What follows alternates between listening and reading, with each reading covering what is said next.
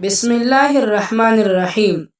چنگیز خان دنیا کی تاریخ کا وہ ظالم ترین باب ہے جس کی پیدائش 15 اکتوبر 1218 کو ہوئی اور موت 8 فروری 1265 کو ہوئی۔ دنیا کا ظالم و وحشی ترین انسان چنگیز خان اپنے گھوڑے پہ شان سے بیٹھا ہوا تھا۔ چاروں طرف تاتاری افواج کی صفیں کڑی تھی۔ سب سے آگے چنگیز خان کا گھوڑا تھا۔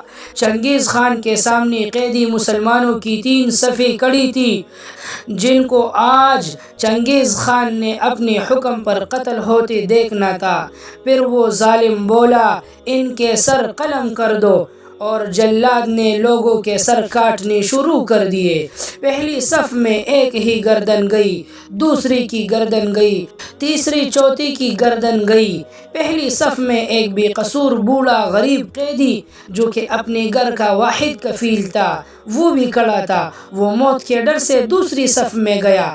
پہلی صف کا مکمل صفایا ہو گیا تو چنگیز خان کی نظروں نے اس بوڑھی کو دیکھ لیا کہ وہ موت کے خوف سے اپنی پہلی صف چھوڑ کر دوسری صف میں چلا گیا تھا۔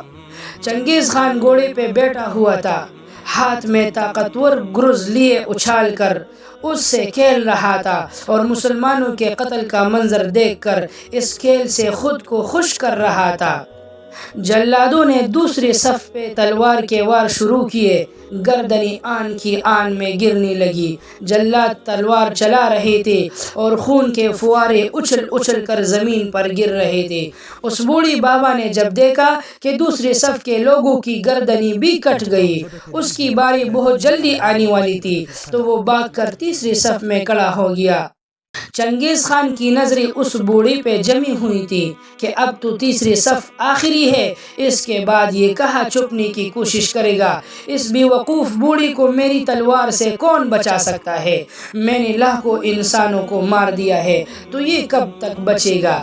تیسری صف پہ جلادوں کی تلوار بجلی بن کر گر رہی تھی۔ چنگیز خان کی نظریں مسلسل اس بوڑھی پر تھی کہ وہ کیسے بے چین ہو کر موت کی وجہ سے بے قرار ہے۔ تیسری صف کے انسانوں کی گردنیں ختم ہوئی۔ جلاد بجلی کی سی تیزی سے اس بوڑھی بابا کو پہنچا تو چنگیز خان کی آواز گونجی کہ رک جاؤ، اس بوڑھی کو ابھی مت مارو۔ اور پھر چنگیز خان اس بابا کی طرف متوجہ ہوا اور بولا، بابا بتا، پہلی صف سے تو دوسری صف میں بھاگ آیا، جب وہ ختم ہوئی تو تیسری صف میں بھاگ آیا، اب بتا پیچھے تو کوئی اور صف بھی نہیں ہے، سب لوگوں کے سر تن سے جدا ہو گئے ہیں، اب تجھے مجھ سے کون بچائے گا؟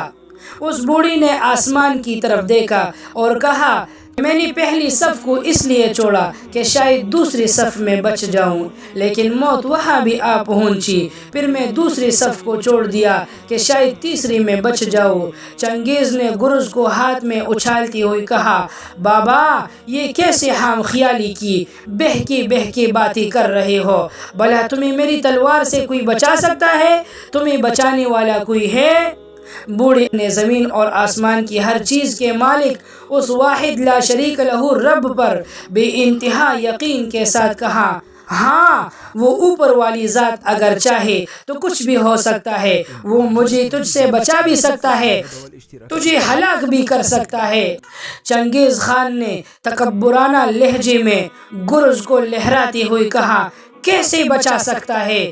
یہ کہنا تھا کہ گرز چنگیز خان کے ہاتھ سے نیچے گر پڑا، لیکن چنگیز خان چابک دست ہوشیار جنگجو اور چالاک آدمی تھا۔ اس نے گھوڑے کے اوپر بیٹھے بیٹھے گرتی ہوئی گرز کو اٹھانے کے لیے خود کو نیچے جھکایا کہ زمین پر گرنے سے پہلے وہ اسے ہوا میں ہی پکڑ لے گا، لیکن گرز کو پکڑنے کے لیے نیچے ہوتی ہوئی چنگیز خان کا ایک پاؤں رکاب سے نکلا اور وہ اپنے گھوڑے سے نیچے لٹک گیا، جس کی وجہ سے گھوڑا بدخواص ہوا، ڈر گیا اور گھوڑا بھاگ نکلا۔ چنگیز نے خود کو بچانے کی بہت کوشش کی، لشکر بھی حرکت میں آ گیا، لیکن گھوڑا اتنا طاقتور تھا کہ کسی کے قابو میں نہ آیا۔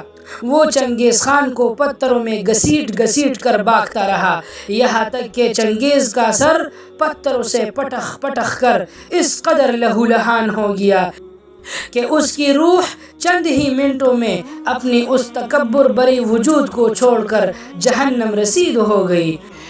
لشکر نے جب بھی انتہا کوششوں کے بعد چنگیز خان کے طاقتور گھوڑے کو قابو کیا تو اس وقت تک اس کا سر بری طریقے سے کچلا جا چکا تھا۔ چنگیز کا لشکر اس بوڑھی بزرگ سے اتنا خوف زدہ ہو گیا کہ لشکر نے اسے جان بوجھ کر نظر انداز کر دیا، اور وہ بابا بڑی آرام اور اطمینان سے پیدل وہاں سے نکل کر اپنے گھر کی طرف چل پڑا۔ مظلوم کی آہ سے ڈرو، کیونکہ جب وہ اللہ سے رجوع کرتا ہے تو قبولیت بہت دور سے اس کا استقبال کرنے کے لیے آتی ہے۔ میرا یہ پیغام تمام اہل ایمان خصوصاً قانون اور انصاف کے رکھوالوں کے لیے ہے۔